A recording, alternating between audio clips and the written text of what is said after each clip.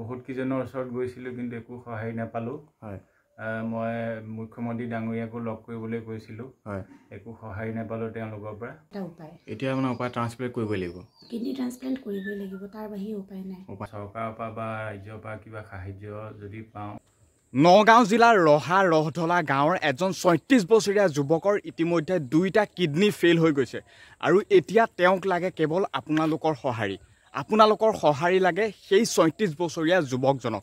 ইতিমধ্যে তেওঁৰ 2টা কিডনি ফেইল হৈ গৈছে। 2022 চনৰ পৰা 2025 চন পৰ্যন্ত তেওঁ কিডনি ফেইল যিটো তেওঁৰ অসুবিধা হৈছে, এই সমস্যাত তেওঁ ভুগি আছে। ইতিমধ্যে বহুখিনি চিকিৎসা কৰিছে কিন্তু তাৰ পৰা কোনো ধৰণৰ একো সুফল পোৱা নাই বা বহু জেগাত গৈছে, বহুত বিষয়াৰ ওচৰত গৈছে, বহুত অসম চৰকাৰৰ বা এনেকুৱা মন্ত্ৰী মহোদয়ৰ ওচৰত গৈছে, বহুতকে তেওঁলোকে সহায় সাহায্য বিচাৰিছে কিন্তু কোনো ধৰণৰ একো সহায় সাহায্য পোৱা নাই। এতিয়া কওকচোন, এতিয়া আপোনাৰ সমস্যাটো কি?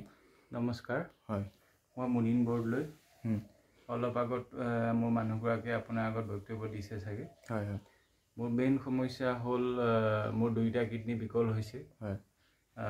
বৰ্তমান একেবাৰে আৰ্থিকভাৱে মোৰ অৱস্থা বেয়া, যিহেতু মই মোৰ পৰিয়ালটো পোহপাল দি আছিলোঁ। এতিয়া মানে মই চৰকাৰৰ পৰা বা ৰাজ্যৰ পৰা কিবা সাহায্য যদি পাওঁ, মোৰ কিডনি 2টা পৰা এটা হ'লেও বদলি কৰিব পাৰিম। তাকে ৰাইজৰ ওচৰত গুহাৰি জনালোঁ। 2টা কিডনি আপোনাৰ টোটেলি ডেমেজ হৈছে। এতিয়া সেই কিডনি 2টাৰ ভিতৰতো এটাই চেঞ্জ কৰিবলৈ হ'ল, এটা চেঞ্জ কৰিলেও হ'ব। সেইটো চেঞ্জ কৰিব পৰাকৈ মোক সুবিধা কৰি দিলেও মই ৰাইজক আৰু চৰকাৰলৈ আহ্বান জনাইছোঁ। আৰু বাকী বৰ্তমান হয়তো আপোনাৰ এতিয়া কোনো বেলেগ কামো কৰিব পৰা নাই সমস্যা? বৰ্তমান মই আগতে নাইট ছুপাৰ চলাই আছিলোঁ, তাৰপিছত সেই তেনেকৈ ঘৰখনো চলি আছিলে। এতিয়াতো একো কৰিব নোৱাৰোঁ। তথাপিতো বেমাৰী দেখাই আগতে পাৰিলে কেতিয়াবা মাজে মাজে যাওঁ, কিন্তু এতিয়া তেনেকুৱা অৱস্থাত নাই। বৰ্তমান ঘৰতে থাকোঁ। মানুহগৰাকীয়ে যোগাৰ কৰি আনি পইচা পাতি যোগাৰ কৰিছে। তো মানে এতিয়া এনেকুৱা অৱস্থা হৈছে, মই মানে ডায়েলিচিছ যাবলৈও পইচাৰ কাৰণে অভাৱ হয়। আপোনাৰ এই অসুস্থতাৰ অৱস্থাত আপুনি বেলেগৰ ওচৰত গৈছিল নেকি অলপমান সহায়? বহুত কিজনৰ ওচৰত গৈছিলোঁ কিন্তু একো সহায় নাপালোঁ। মই মুখ্যমন্ত্ৰী ডাঙৰীয়াকো লগ কৰিবলৈ কৈছিলোঁ, একো সহায় নাপালোঁ তেওঁলোকৰ পৰা। তো বৰ্তমান চব হেৰি কৰি ঘৰতে আছোঁ আৰু।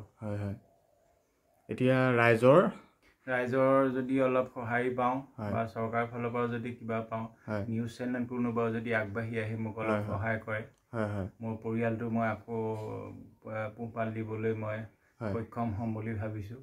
বৰ্তমান মোৰ অৱস্থা একেবাৰে বেয়া। এতিয়া আপোনাৰ সমস্যাটো কওকচোন, মানুহজনৰ কেনেকুৱা কি ধৰণৰ সমস্যা হৈছে?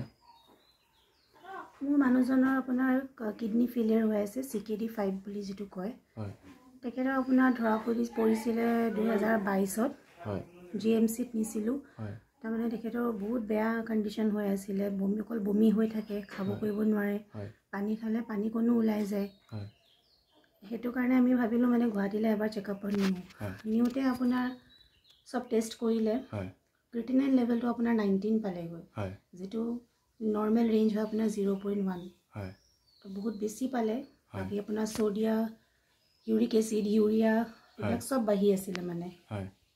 সেইকাৰণে ডক্টৰে মানে তেখেতক এডমিট কৰালে। এডমিট কৰাৰ পিছত আৰু কেইটামান টেষ্ট কৰিলে, তাৰপিছত আপোনাৰ ক'লে যে বায়'পচি এটা কৰিব লাগিব বুলি। বায়'পচিটো কিডনি বায়'পচি কৰা গ'ল। তাত আপোনাৰ মানে আচল প্ৰব্লেমটো ধৰা পৰিছে যে তেখেতৰ CKD হয়, সেইটো একো ট্ৰিটমেণ্ট নাই। আপোনাৰ ডায়েলিচিছ কৰিবই লাগিব।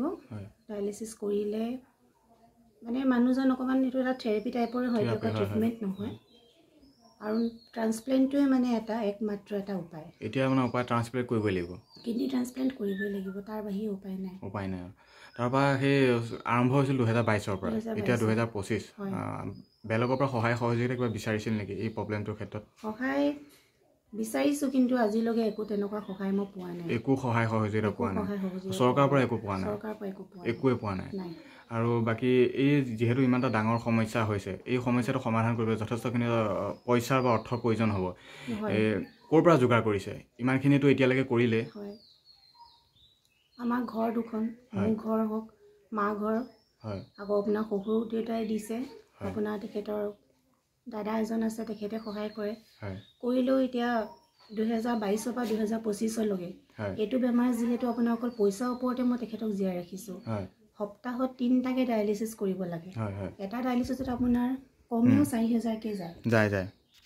তাৰ উপৰি তেখেতৰ স্পেচিয়েল মেডিচিন থাকে কিছুমান। হিমোগ্লোবিনটো কমি যায় কাৰণে তেখেতক ব্লাড দি থাকিব লাগে।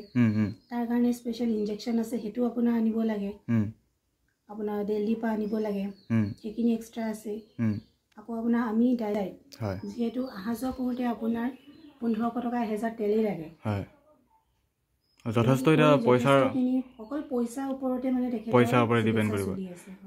এতিয়া বাহিৰলৈ কিমান চন মানৰ নিছিলে যিটো চেন্নাই আপোনাৰ আগতে নিব লাগিছিলে, কিন্তু মোৰ যিহেতু নিজৰ একো হাতত কেপিটেল নাছিলে আৰু ট্ৰিটমেণ্টটো কণ্টিনিউৱাছ চলি আছে, পইচা তেনেকৈ গোট খাবলৈ নাপায়।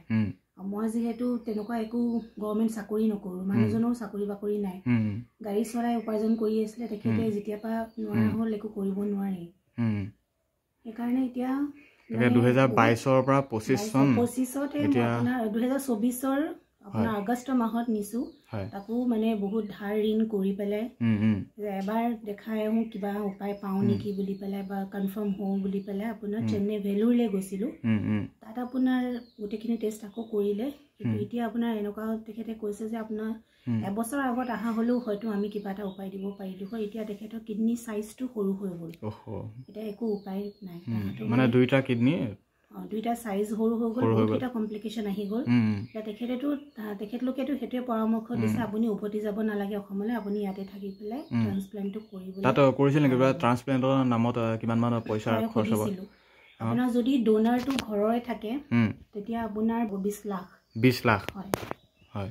যদি আপোনাৰ ডোনাৰ তাহাঁতি দিবলৈ হয়, কিডনীটো যদি আমি তাৰপৰা লওঁ আপোনাৰ 30+ হ'বগৈ। তাৰপিছতো আপোনাৰ ট্ৰান্সপ্লেণ্ট হোৱা আগতো 2 মাহমান থাকিব লাগিব, তাৰপিছতো 6 মাহমান, মানে 8 মাহ আমি তাতে ওচৰে পাঁজৰে ক'ৰবাত ৰুম লৈ হ'লেও থাকিব লাগিব। আৰু বেলেগ এটা ৰাজ্যত গৈ পেলাই থকাটো ইমান সহজ কথা নহয়। ইয়াৰ পৰা গৈ পেলাই